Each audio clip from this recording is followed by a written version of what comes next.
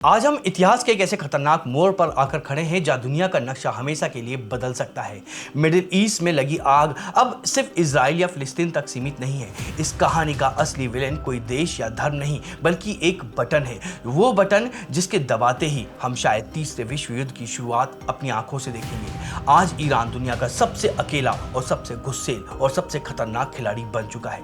लेकिन सवाल ये है, हम यहां तक पहुंचे कैसे हैं? 2026 में अमेरिका के भयंकर प्रतिबंधों और न्यूक्लियर तनाव ने ईरान की सड़कों पर जो आग लगा रखी है उसका ग्राउंड जीरो यही है। ये सिर्फ एक देश की कहानी नहीं है बल्कि ये समझने का मौका है कि कैसे एक देश का जिद्दीपन पूरी दुनिया की इकोनॉमी को क्रैश कर सकता है।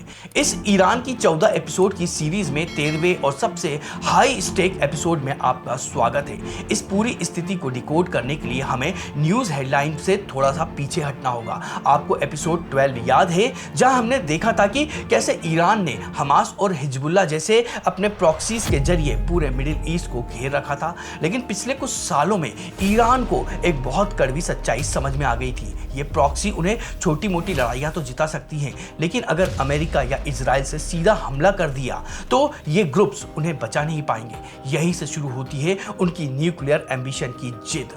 आखिर ईरान इस न्यूक्लियर बम के पीछे इतना पागल क्यों है? क्यों वो अपनी इकोनॉमी को तबाह करके भी इसे बनाना चाहता है? इसका जवाब किसी साइंस में नहीं बल्कि हिस्ट्री की दो मौतों में छिपा हुआ है। इराक का सद्दाम हुसैन और लीबिया का मुअल गद्दाफी। लीबिया के गद्दाफी ने पश्चिमी देशों के वादे पर भरोसा करके अपना न्यूक्लियर प्रोग्राम हमेशा के लिए बंद कर दिया था और इसका नतीजा क्या हुआ? 2011 में पश्चिमी ताकतों ने ही गद्दाफी को सत्ता से उखाड़ फेंका और उसका दुखद अंत हुआ। सद्दाम के पास भी आखिरी वक्त में कोई मास डिस्ट्रक्शन का हथियार नहीं था और उसका भी पूरा सिस्टम मिटा दिया गया था।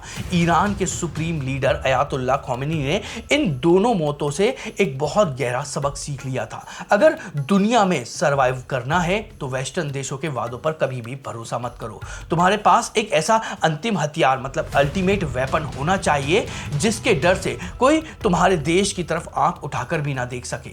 और यही खौफ है जिसने आज ईरान के न्यूक्लियर प्रोग्राम को उसकी सबसे बड़ी जिद बना दिया है। अगर आप हमारे एपिसोड 8 मतलब CIA द्वारा सरकार गिराना और एपिसोड 10 मतलब सद्दाम हुसैन का हमला देख चुके हैं तो आप ईरान के इस सर्वाइवल माइंडसेट को बहुत अच्छे से समझ पा रहे होंगे। इतिहास ने उन्हें एक ही भयानक सीख दी है और इसी डर के बीच साल 1989 में ईरान के इतिहास में एक बहुत बड़ा टर्निंग पॉइंट आया। इस्लामिक क्रांति के पिता और ईरान के पहले सुप्रीम लीडर अयातुल्लाह खौमेनी की मृत्यु हो गई है। उस समय अमेरिका और पश्चिमी देशों में एक जश्न का माहौल था। उन्हें लगा कि 8 साल लंबी जंग के बाद में ईरान आर्थिक रूप से पूरी तरह टूट चुका है और अब उनके सबसे बड़े लीडर मरने के बाद में इस्लामिक रिपब्लिक ताश के पत्तों की तरह बिखर जाएगा। लेकिन यहीं पर दुनिया ने एक बहुत बड़ी कैलकुलेशन मिस्टेक कर दी थी। खौमेनी की जगह गद्दी पर बैठ गया एक नया लीडर अयातुल्लाह अली खौमेनी। खौमेनी पहले वाले लीडर की तरह सिर्फ धार्मिक गुरु नहीं थे बल्कि वो एक बेहद चतुर जियोपॉलिटिकल मास्टरमाइंड थे।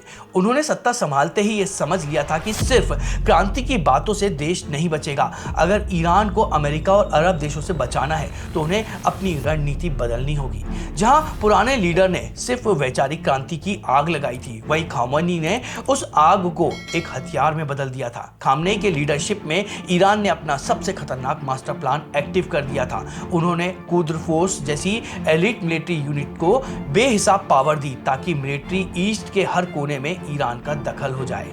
और सबसे बड़ी बात, खamenei को यह पता था कि ये प्रॉक्सी ग्रुप उन्हें सिर्फ छोटी लड़ाइयां जीता सकते हैं लेकिन अमेरिका जैसे सुपर पावर से सीधे हमले से नहीं बचा सकते हैं। इसलिए खamenei के शासनकाल में ईरान ने सबसे पहले विवादित और सबसे जिद्दी प्रोजेक्ट को पूरी ताकत से शुरू किया, उनका न्यूक्लियर प्रोग्राम। खamenei का विजन साफ था, एक ऐसा अंतिम हथियार हासिल करना जिसके डर से अमेरिका और इजराइल कभी भी ईरान की जमीन पर सीधे हमला करने की हिम्मत ना कर सके। लेटेस्ट रिपोर्ट बताती है कि ईरान आज यूरेनियम का 60% इनरिच कर चुका है। एक न्यूक्लियर बम बनाने के लिए 90% प्योरिटी चाहिए होती है। एक्सपर्ट का मानना है कि ईरान का ब्रेकआउट टाइम यानी बम बनाने की क्षमता अब महीनों या सालों नहीं बल्कि हफ्तों में गिनी जा सकती है। इसी डर की वजह से इजराइल और अमेरिका की नींद उड़ी हुई थी। ये एक शैडो वार है। कभी ईरान के टॉप साइंटिस्ट रहस्यमय तरीके से गायब हो जाते थे, तो कभी उनकी लैब में अचानक आग लग जाती थी, लेकिन असली खेल कहीं और चल रहा था। बम गिराना तो शायद भविष्य की बात है, लेकिन अमेरिका ने ईरान पर एक ऐसा हमला पहले ही कर दिया था जिसने ना कोई आवाज करी और ना ही कोई धुआं उठाया, लेकिन उसने देश की रीढ़ की हड्डी तोड़ दी है। ये हमला किसी मिसाइल से नहीं बल्कि कागज और कलम से किया गया था। वो हथियार था सैंक्शन, आर्थिक पाबंदी। वैसे तो ये प्रतिबंधों का खेल एपिसोड 9 से ही चलता आ रहा है। जब 1979 की क्रांति के बाद अमेरिकी एम्बेसी के लोगों को 444 दिन तक बंधक बनाया गया था, लेकिन 2012 में अमेरिका ने जो कदम उठाया वो किसी सर्जिकल स्ट्राइक से कम नहीं था। अमेरिका ने ईरान को स्विफ्ट बैंकिंग सिस्टम से बाहर निकाल दिया था। अब ये स्विफ्ट क्या है, इसे आसान भाषा में समझिए। ये दुनिया भर के बैंकों का व्हाट्सएप है। जब आप एक देश से दूसरे देश पैसा भेजते हैं तो इसी सिस्टम के जरिए मैसेज जाता है कि ट्रांजैक्शन पूरा होता है। अमेरिका ने दुनिया के बैंकिंग नेटवर्क से ईरान का अकाउंट ही डिलीट करवा दिया है। कल्पना कीजिए, आप दुनिया के सबसे बड़े तेल के कुएं पर बैठे हुए हैं। आपके पास में बेचने के लिए ब्लैक गोल्ड है, लेकिन आप उसे बेच नहीं सकते हैं क्योंकि आपके पास पैसा रिसीव करने का कोई रास्ता ही नहीं है। और अमेरिका यही नहीं रुका, उन्होंने सेकेंडरी सैंक्शन का ब्रह्मास्त्र चलाया। अमेरिका ने दुनिया को साफ कह दिया है, अगर कोई भी देश, चाहे वो भारत हो, चीन हो या यूरोप, ईरान से तेल खरीदेगा तो हम उस देश के साथ में कोई भी व्यापार नहीं करेंगे। इसका परिणाम ईरान पूरी तरह से आइसोलेटेड हो गया है। एक ऐसा देश जो सोने और तेल के ढेर पर बैठा था, वो अचानक दाने दाने के लिए मोहताज होने लगा। लेकिन राजनीति में कभी भी अंधेरा हमेशा के लिए नहीं रहता है। साल था 2015 और टेबल पर था ऐतिहासिक JCPOA एग्रीमेंट, जिसे हम ईरान न्यूक्लियर डील कहते हैं। दुनिया की बड़ी महाशक्तियां चीन, फ्रांस, जर्मनी, रूस, यूके और यूएस और ईरान एक साथ आए थे। सौदा बहुत सीधा था। अमेरिका ने कहा, हम तुम पर ये सारे प्रतिबंध हटा देंगे, तुम्हारा तेल बिकने देंगे, तुम्हें ग्लोबल मार्केट में वापस आने देंगे, बदले में तुम अपने न्यूक्लियर बम को बनाने का जो सपना है उसको छोड़ दो। ईरान मान गया। उन्होंने अपने सेंट्रीफ्यूजल को बंद कर दिया, अपने इनरीज यूरेनियम के जखीरे को देश से बाहर भेज दिया।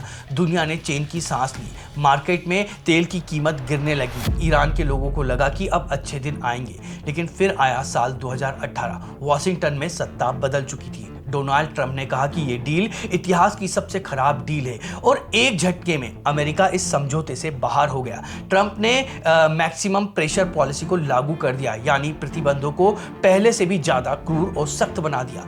ईरान को लगा कि उनकी पीठ में छुरा घोंपा गया है। उनका तर्क था कि हमने तो अपनी बात मानी, हमने अपना न्यूक्लियर प्रोग्राम रोक दिया, लेकिन तुमने, मतलब अमेरिका ने, वादा तोड़ दिया। इस धोखे ने ईरान को डिफेंसिव और एग्रेसिव बना दिया। उन्होंने गुस्से में अपने न्यूक्लियर प्रोग्राम को फिर से फुल स्पीड में चालू कर दिया। लेकिन दोस्तों, नेताओं की इस लड़ाई में सबसे बड़ी कीमत कौन चुकाता है? वो आम इंसान, जिसका राजनीति से कोई लेना देना नहीं होता है। सोचिए, आप एक रात सोते हैं और अगली सुबह उठते ही पता चलता है कि आपकी जेब में रखा पैसा रद्दी का टुकड़ा बन चुका है। ईरान में ठीक यही हुआ। इसे कहते हैं हाइपर इन्फ्लेशन। ईरान की करेंसी रियाल रस्ताल में चली गई। $1 की कीमत ब्लैक मार्केट में 6 लाख रियाल तक पहुंच गई है। इमेजिन कीजिए, एक ब्रेड का पैकेट खरीदने के लिए आपको नोटों से भरा हुआ थैला लेकर जाना पड़ रहा था। यह वेनेजुला और जिम्बाब्वे जैसी स्थिति थी, लेकिन एक बहुत अमीर देश के अंदर थी। बात सिर्फ पैसे की ही नहीं थी, इसका असर जानलेवा था। ईरान में कैंसर की दवाइयां, इंसुलिन और जीवन रक्षक उपकरण मिलना बंद हो गए थे। पश्चिमी दवा कंपनियां डर के मारे ईरान को सप्लाई नहीं दे रही थी कि कहीं अमेरिका उन पर बैन न लगा दे। जो लोग अस्पतालों में थे, उनके लिए ये मौत का फरमान था। लोगों ने अपने घर, अपनी गाड़ियां, अपने पुश्तैनी गहने बेच दिए, सिर्फ इसलिए ताकि वो अगले कुछ दिन तक जिंदा रह सके। और जब पेट में भूख हो और दिल में हताशा हो तो इंसान का डर खत्म हो जाता है। बारूद का ढेर तैयार था, बस एक चिंगारी की जरूरत थी, और वो चिंगारी बनी महसा अमीनी। सितंबर 2022, एक 22 साल की लड़की महसा अमीनी को ईरान की मॉरलिटी पुलिस ने हिरासत में ले लिया। आरोप था हिजाब ठीक से ना पहनना। 3 दिन बाद खबर आई कि पुलिस कस्टडी में महसा की मौत हो गई है। इस एक घटना ने ईरान के अंदर 40 साल से दबे हुए ज्वालामुखी को फाड़ दिया। सड़कों पर जो जश्न दिखा वो ईरान के इतिहास में अभूतपूर्व था। महिलाएं, जो इस सिस्टम का सबसे ज्यादा शिकार थी, वो निडर होकर बाहर निकली। उन्होंने अपने बाल काटे और सरेआम हिजाब जलाए। हवा में एक ऐसा नारा गूंजा, जान, जिंदगी, आजादी। Women's life freedom. यह एक बहुत बड़ा विरोधाभास है। एपिसोड 9 याद कीजिए, 1979 में ईरान के लोग सड़कों पर उतरे थे एक इस्लामिक रिपब्लिक लाने के लिए, और आज 40 साल बाद उन्हीं लोगों के बच्चे सड़कों पर खून बहा रहे थे उस सिस्टम से आजादी पाने के लिए। सरकार ने इसे कुचलने के लिए पूरी ताकत लगा दी। इंटरनेट ब्लैकआउट कर दिया गया, हजारों लोगों को जेलों में ठूस दिया गया। फिलहाल सड़कें शांत दिख सकती थी, लेकिन ये तूफान से पहले की शांति थी। ईरान की सरकार को समझ आ गया था कि वो चक्रव्यूह में गिरती हुई जा रही है। इकोनॉमी टूट चुकी थी, जनता बागी है और पड़ोस में दुश्मन खड़े हुए हैं। ऐसे समय में जब अपने देश के लोग खिलाफ हो जाए तो सरकार बाहर दोस्ती ढूंढती है, और ईरान को ऐसे दोस्त मिले जो अमेरिका के सबसे बड़े दुश्मन थे। जब दुनिया के दरवाजे ईरान के लिए बंद हो गए तो ईरान ने खिड़की खोली, और उस खिड़की के पास खड़े थे रूस और चीन। अंतरराष्ट्रीय राजनीति का एक पुराना नियम है, दुश्मन का दुश्मन मेरा दोस्त। अमेरिका ने ईरान को अलग थलग किया तो ईरान ने अमेरिका के राइवल के साथ में हाथ मिला लिया।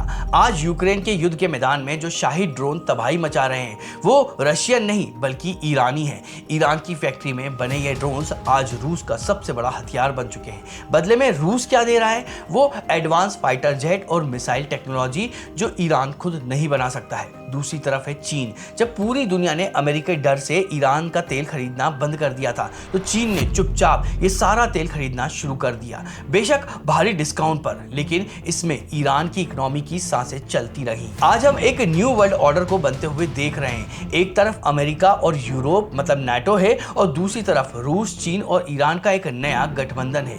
क्या ये गुटबाजी हमें तीसरे विश्व युद्ध की तरफ धकेल रही है? ये सवाल आज हर डिफेंस एक्सपर्ट के दिमाग में है। इस पूरी कहानी को समेटते हुए हमें एक बात याद रखनी होगी। हमने एपिसोड 1 में जाग्रोस के पहाड़ों में शुरुआत की थी, एपिसोड 4 में परसोपोली को जलते हुए देखा, और एपिसोड 9 की में क्रांति की आग देखी। ईरान कोई 50 या 100 साल पुराना देश नहीं है। ये सभ्यताएं कई बार गिरी, कई बार मिटने की कगार पर आई, लेकिन हर बार राख से एक फीनिक्स पक्षी की तरह दोबारा जिंदा हो गई हैं। अगले एपिसोड में हम सीरीज के आखिरी पड़ाव पर होंगे, आज की स्थिति पर। एक बात तय है, मिडिल ईस्ट का ये सबसे पुराना खिलाड़ी अभी भी बाजी पलटने की ताकत रखता है। बस देखना यह है कि उसका अगला कदम दुनिया को बनाता है या जलाता है। तो मिलते हैं अगले और फाइनल एपिसोड में। अगर ये वीडियो आपको पसंद आया तो उसको लाइक करिएगा, अपने साथियों के साथ में शेयर करिएगा, और कमेंट को स्वैप करके हाइप नाम का एक नया ऑप्शन आया तो इस वीडियो को हाइप भी करिएगा, और साथ में हमारे चैनल को सब्सक्राइब भी करिएगा। और अगले एपिसोड का लिंक जो है वो आपको स्क्रीन पर दिखाई दे रहा होगा, वहां क्लिक कर भी आप देख सकते हैं। इसके अलावा मैं उसको डिस्क्रिप्शन में और कमेंट में भी डाल दूंगा, तो आप वहां पर भी क्लिक करके नेक्स्ट एपिसोड को देख सकते हैं। तो चलिए मिलते हैं अगले और फाइनल और सबसे इंपॉर्टेंट एपिसोड में।